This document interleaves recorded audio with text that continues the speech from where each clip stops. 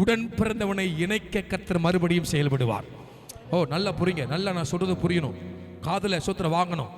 இந்த உறவு உன்னை திருட்டுக்கார, நீ திருட்டளவா வந்தவன், திருடிட்டு போனவன், ஏமாத்திட்டவன், என் பிள்ளையை ஏமாத்தி கல்யாணம் முடிச்சுட்ட, என் மகனை ஏமாத்தி கல்யாணம் முடிச்ச சொல்லிட்டு பல பேர் அவதூறு பேச்சுக்களா சொல்லிட்டு அதுக்கு ஒரு முற்றுப்புள்ளி வச்சுட்டாரு. இப்ப சோத்திரம், இப்ப என்ன நடக்குதுங்களா? இங்க இவர்கள் எல்லாம் முன்னே விட்டு பிரியும் பொழுது உன் சகோதரன் இருதயத்தில் பகைங்கனாக இருக்கிறான், அவனை உன்னோடு இணைக்க கர்த்தர் அங்க பணி செய்ய தொடங்குவார். விசுவாசிக்கிற பிள்ளைகள் கைகளை தட்டி சொல்லுங்க பார்க்கலாம். ஹல்லேலூயா, ஹல்லேலூயா.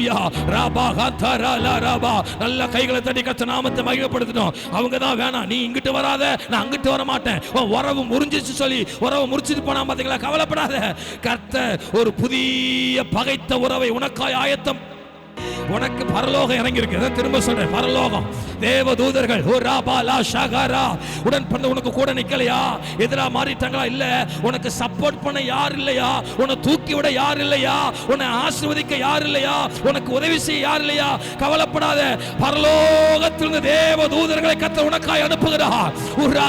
நல்ல விசுவாசிக்கிற பிள்ளைகள், யாருமே இந்த உலகத்தில் தனிமை இல்லை. ஆமென்.